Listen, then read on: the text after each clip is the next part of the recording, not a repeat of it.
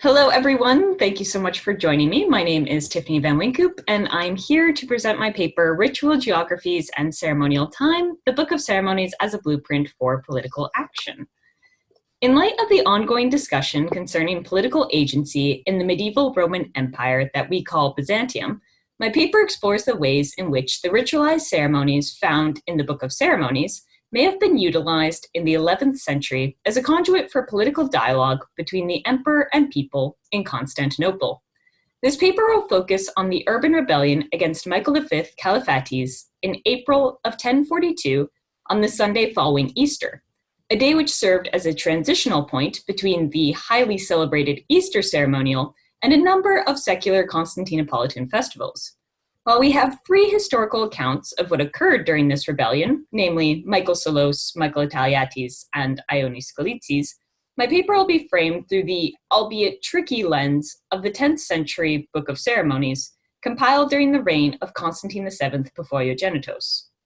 Specifically, I will be using the timelines and social dynamics of spring ceremonies found in the Book of Ceremonies to examine the possible expectations and motivations that may have driven Michael to believe that the Sunday following Easter was an opportune moment for him to stage his power grab.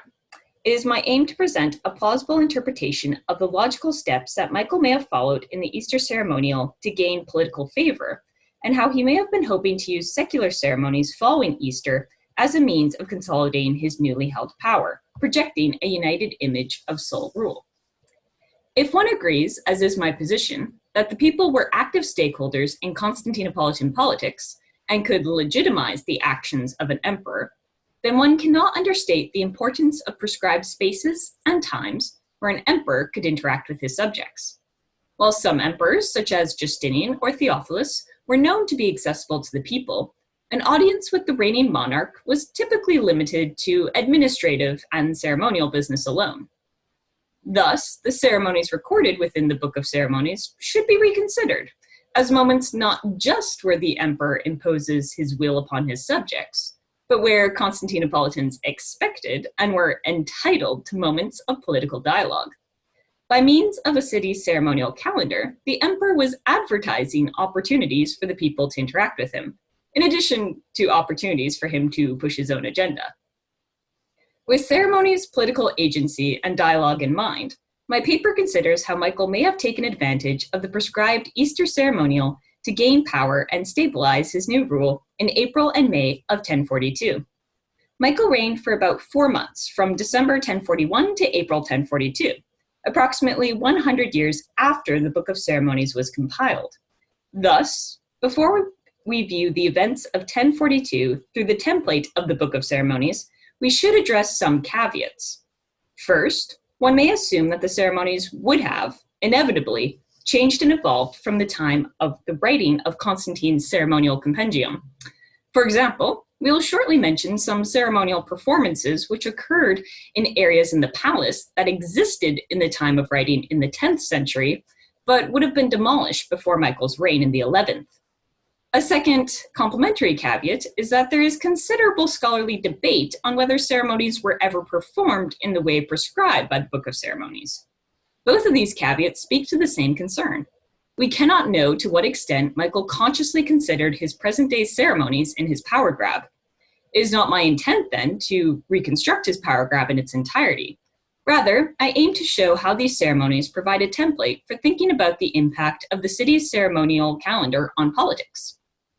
The first part of this paper, I offer a summary of the findings I presented this past fall at the 45th Annual Byzantine Studies Conference. In the second part, I use the Book of Ceremonies to plausibly reconstruct the first days of Michael's reign. I show here how the ceremonies of the Gold Hippodrome Festival, the anniversary of the city, the Feast of Ascension Day, and the commemoration of Constantine the Great would have provided opportunities for him to stabilize imperial power. This suggests that Michael may have wanted to use the imperial ceremonial calendar and spaces therein in order to situate his own budding rule into the wider memory of Constantinopolitan politics. Michael's short rule was shaped by ceremonies. To provide some wider context into the events of 1042, approximately 2 years before his ascension to the position of sole emperor, Michael was crowned Caesar after his adoption by Empress Zoe, to whom he, quote, swore fearsome oaths of loyalty, according to Italiates. When Michael finally rose to the position of emperor with the death of his predecessor, our sources suggest different catalysts for his disloyalty to Zoe. Psellos thought that Michael's pride was injured by his subordination to her, while Scalitzes argued that Michael's relatives, the Domestikos Constantine and John the Orphanotrophos, encouraged him to, quote, get rid of Zoe, end quote. One way or another, Psellos remarks that, quote, all Michael's energy, all his ingenuity was devoted to the accomplishment of his daring project, end quote, even bringing in co-conspirators to aid him. All this is to say that the decision to act during the Easter ceremonial was a premeditated and calculated move. Through the Easter ceremonies, he could project an image of sole rulership and gauge his own approval in the minds of the Constantinopolitans. In the ensuing city ceremonials, he could solidify his rule by fulfilling the image of an emperor working for the good of the Res Publica. This brings us to the Easter ceremonial calendar itself. And here I have on screen a calendar of April of 1042, so you can follow along with the different ceremonies that I talk about. So this would have been one of the high points in Byzantine religious life. The Book of Ceremonies outlines 13 different public rituals that you can see on screen that Michael may have used as opportunities to interact with fellow aristocrats and people at large. Furthermore, given that Michael knew that Zoe had, quote, won over everyone's heart through her generous gifts, end quote, he could himself use ceremonies to outperform his adoptive aunt. Especially in the 10 days prior to his ousting of Zoe, he would have had ample opportunity to distribute large sums of money, favors, and recognition to various social groupings across the city. The lead-up prior to the Easter Sunday celebration would have consisted of the celebrations of Palm Sunday, Good Thursday of Easter, Good Friday, and Good Saturday. And each of these festivities would have brought the emperor and his subjects into a space of dialogue.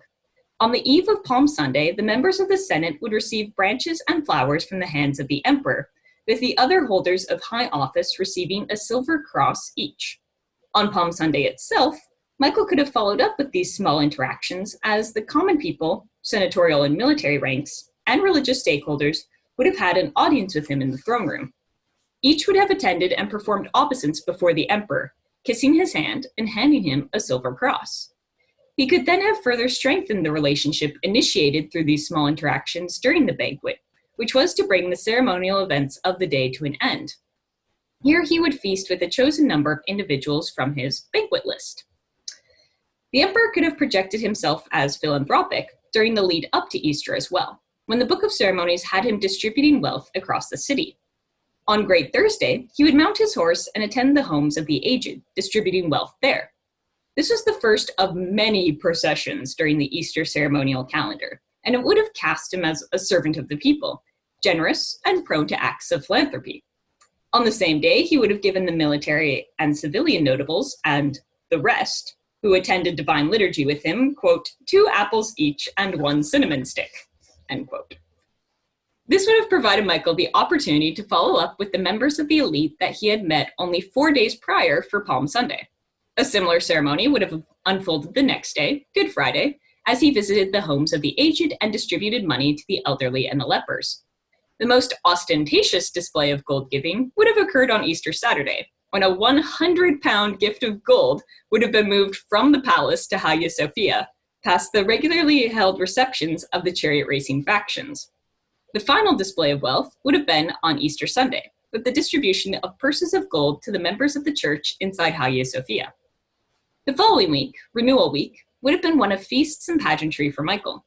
On the Monday immediately following Easter, the Book of Ceremonies outlines a particularly vivid display of pageantry, where the emperor would wear, quote, a colobion of silk of 3 hues, embroidered with gold thread and decorated with precious stones and pearls, which is called the bunch of grapes, end quote. The emperor's entourage consisted of several important groupings of guards and army officials, each with their own prescribed outfits and regalia, working together to create the intended aesthetic where the emperor was seen at a higher level than those on foot before him and those on horseback all around him. Overall, this procession would be a strong display of an emperor's power to the factions participating in 11 different receptions unfolding between the Church of the Holy Apostles and the Great Palace. The remaining days of Renewal Week were less focused on overt displays of power outside the palace and more on banquets held each day of the week. Such banquets, although involving strict ceremonial formats, would have afforded the emperor the opportunity to either show favor to his already loyal supporters or perhaps win over hostile notables by bringing them to his presence. Tuesday offered two such occasions. Once where the emperor breakfasted with, quote, whichever guests he ordered to be invited, end quote, and a second, presumably grander banquet held in the throne room. The following day included one banquet where, quote, the emperor sits at the precious gold table along with whichever archons he has invited on the said day, end quote. Moreover, on Thursday of Renewal Week, the metropolitans were present, with both the emperor and the patriarch in the Chrysotrinklinos, with some seated, quote, at the emperor's precious gold table and likewise at the side tables, end quote. For Friday and Saturday of Renewal Week, the Book of Ceremonies does not elaborate on banquets, merely stating, quote, the emperor goes out and sits at the gold table in the Chrysotrinklinos with the guests whom he has ordered to be invited, end quote. All these banquets afforded Michael ample opportunity to surround himself with co-conspirators, to win over reluctant political allies, or to distance himself from those he considered enemies. Consequently, the city's ceremonial calendar offered Michael ample occasion to consult with political allies within the context of ceremonies and scheme without drawing suspicion. The historical reality of Michael's lavish procession on the Sunday following Easter fits with the ceremonial template provided in the Book of Ceremonies, which suggests that in the morning, the emperor would have gone from the palace to Hagia Sophia, escorted by the consuls, senators, and patricians. After attending liturgy and dining with the patriarch, the ruler would return in his ceremonial dress. The ceremonial template picks up with the emperor following the procedure of Monday of Renewal Week by holding a procession from the Church of the Holy Apostles back to the palace, which would have included the 11 receptions mentioned earlier. Italiates describes both of these movements in his history. The first, from the palace to Hagia Sophia, is the lavish procession that the people had prepared by, quote, covering the road with luxury woven silk cloths, so the emperor, surrounded by his stately retinue, could walk across the way, end quote. When Italiates records Michael's return to the palace from the Holy Apostles' Church, we read that Michael was, quote, proud of the approbation and attendance that he had received. Michael had decided that his ceremonial manipulation had paid off. In the very same sentence, Italiates records how Zoe was sent away from the palace. To recap then, this first half of the paper has provided a condensed overview of the ceremonial opportunities that Michael could have utilized to project his own imperial image and gauge his own popularity among his subjects in the Easter season. The second half of this paper will look at the ceremonies prescribed in the Book of Ceremonies that immediately followed Michael's extravagant procession on the week of Sunday after Easter. While these 4 ceremonies were more spread out temporally, they would have afforded Michael opportunities to stabilize his hoped-for regime change by situating himself within the history of Constantinople, all while integrating a new dynasty in the Roman imperial continuum. Michael never had the opportunity to participate in these ceremonies. A mass popular uprising ended his imperial career shortly after Easter, as you can see on the calendar on the 21st. It is, however, worth considering what political opportunities these would have afforded in stabilizing his new sole rule had things not gotten out of hand. As Michael would have returned from the Holy Apostles on the Sunday after Easter, he would have begun planning the logistical preparations for the Gold Hippodrome Festival, the celebration which marked the start of the chariot racing season. This would have been done by issuing a permit to the praepostitos. The same evening, the factions would be celebrating the torch ceremony, a kind of mini-ceremony, which was included in larger celebrations, such as the anniversary of the accession of the emperor or the anniversary of Constantinople. Here, the factions would dance with their respective demesmen while holding torches and directing praises at the emperor. The Book of Ceremonies does not specify whether the emperor was present during this specific torch ceremony, or if this was merely a factional celebration. If the emperor was to be present, he would have had the chance to interact with the people's representatives. The Monday of the week after Easter, also called Monday of Antipatia, would have consisted of the reception of the Gold Hippodrome Festival. This day straddled the religious procession of the Antipatia before it, and the actual chariot races, which would have occurred on the following day, the Tuesday. And as such, it was a busy day of administration. On behalf of the factions, the patricians and city demarchs would meet with the praepostiti early in the morning to discuss the administrative matters of the chariot races, with documents exchanged and the official permit issued. Following this, the emperor would process through the palace guarded by the eunuch protospathari, carrying sword-tipped batons, and spatharocandidati, carrying swords, shields, and battle axes. While the emperor moving in a guarded procession was not unusual, it was rare to have an armed procession inside the palace. This procession was not therefore to instill awe or fear among Constantinopolitans. Rather, it would have been witnessed by the patricians, strategii, and all of the Senate.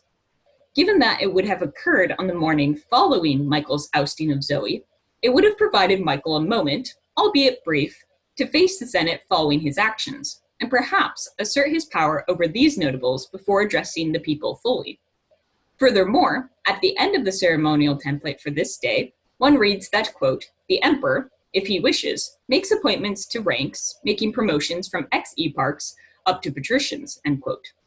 This would have given Michael the opportunity to assess the Senate's reaction to his power grab, while offering an opportunity to consolidate power by promoting his political allies to court positions and ousting those who proved to be against him. Following this armed procession and moment with the Senate, the emperor would have had the opportunity to present himself to the factions individually, first the Greens, then the Blues. He would have been seated on a throne overlooking the fountain courts of the palace, where the people and the factions were present. This is a unique case where, after each faction acclaimed the enthroned emperor, they had the opportunity to, quote, make the customary requests. For Michael, then, this would have been a unique opportunity to further endear himself to the people. In summary, had Michael planned his ousting of Zoe with ceremonies in mind, he could have consolidated power by engaging with the Senate first, and next presenting himself to the factions as a receptive sole ruler. Finally, he would have had the opportunity to create his own appointments to a variety of bureaucratic, military, and administrative positions as a final means of completing his power grab, ending the day with a banquet with his own choice of honored guests. The next day, Tuesday, was the actual Gold Hippodrome Festival, the beginning of the year's chariot racing season. This would have been the first opportunity for Michael to greet a large portion of the city's population after ousting Zoe, with a specific mention of the army standing in their orders and ordinary people filling the tiers of the Hippodrome. Additionally, as was customary, the patricians and strategii would make obeisance publicly before the emperor in the kathisma in front of the entire citizenry of Constantinople. De Grand also notes that the democrati and the demarchs, the leaders of the factions, may have also gone up to the emperor in his box and would sit behind the rulers. This would be read as support by the factions for the emperor, putting themselves physically and metaphorically behind him. It is worth highlighting some of the prescribed acclamations that would have occurred when the emperor arrived at the kathisma as well, as some chants are indicative of the people's involvement in Constantinopolitan politics. After the more traditionally religious acclamations concerning God's blessing of the emperor, the cheerleaders ask the people, quote, how much joy does the state have in looking upon its rulers, end quote. The people respond, quote, the polity has much joy, end quote. The cheerleaders conclude this exchange by declaring that the rulers are the joy and the love of the Romans. Finally, in the interim between the morning and afternoon races, the emperor would have been able to invite whoever he wished to have lunch with him in the kathisma complex. This would have served as yet another opportunity for Michael to use a banquet setting to quell any remaining resistance to his sole rule. Additionally, another torch ceremony would also have occurred that evening. So by combining the notables' public obeisance to the emperor, the physical alignment of notable political stakeholders to his person, the people's chant tying the Respublica to the rulers, and this banquet, the Hippodrome Festival would have served as an excellent means of introducing and impressing Michael's sole rule to the people. This would also have been the first occasion where Michael would hear his own name in public, in the public proclamations, without the inclusion of Zoe's, one theorized motive for this action in the first place. If Michael continued to follow the ceremonial calendar, there would be a gap of about 10 days before the next celebration, that of the Nia Ecclesia, or New Church, which would have taken place on Sunday, May 1st. While this ceremony was not nearly as elaborate as the Easter ceremonial processions or the Gold Hippodrome Festival, It is worth mentioning that there's an obvious imperial bias in this ceremony. This is one of few ceremonies where the acknowledgement of a past emperor is prescribed within the ceremony, as the emperor is instructed to light candles at the portrait of Basil I, the founder of the new church. This connection with the imperial past of Constantinople was a theme of the May ceremonial calendar, as we will see, which would have only helped Michael to situate his rule into the broader Constantinopolitan tradition. The next ceremonial highlight would have taken place on May 11th, the anniversary of the founding of Constantinople, which would be commemorated with chariot racing in the Hippodrome. These festivities would have started the day before on the 10th, with each faction displaying their lavishly decorated horses in a procession from the palace to the Hippodrome. At the same time, vegetables and cakes would begin to be piled in the Hippodrome at the turning posts of the two factions. The anniversary of the city itself consisted of a public celebration in the Hippodrome. On top of the regular morning and afternoon races, there were also races of the two-horse chariots, the bigas. After the 4 races concluded, the emperor would send crowns to the winners, and the factions would ask the emperor if they could dance in the streets. Upon receiving this permission, the people would go out into the Messie, taking the piled vegetables, cakes, and fish. Everyone would have returned to the Hippodrome for the second set of races in the afternoon. In a similar way, the winning charioteers would be crowned by the emperor's intercessor, who would give permission for the factions to return to the streets, quote, dancing in proper order, end quote, with the blues going to one neighborhood and the greens to another.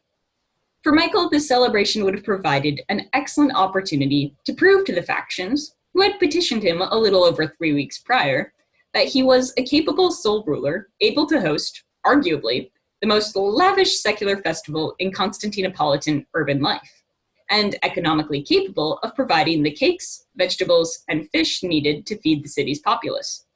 If Michael was continuing his modus operandi of winning people over by the distribution of gifts, as recorded in Scalitzes and Silos, this would have been an opportune moment for him to present himself to the people as a generous provider, while celebrating the history of the city he now controlled. The 2 ceremonies that would have occurred in the following week could have served as Michael's victory lap of sorts. These ceremonies were the Feast of Ascension, which would have been celebrated that year on the 19th, and the Commemoration of Constantine, which was held annually on the 21st. For the Feast of Ascension, the emperor would have boarded his dromon, his ship, at the harbor of the Golden Gate, and sailed the length of the city to the land walls, processing to the church of the All-Holy Theotokos of the Spring, located nearby. After taking part in the liturgy and religious processions there, the emperor would have a banquet with the demesmen of both factions, where, during dessert, he would distribute purses to the participating guests. The return to the palace would have echoed much of the same pomp and circumstance which the emperor performed for the Monday of Renewal Week. He would wear a scaramangia of silk of 3 hues, his gold sword set with precious stones, and mount his horse for a lengthy procession consisting of 16 receptions by the blues, greens, reds, and whites.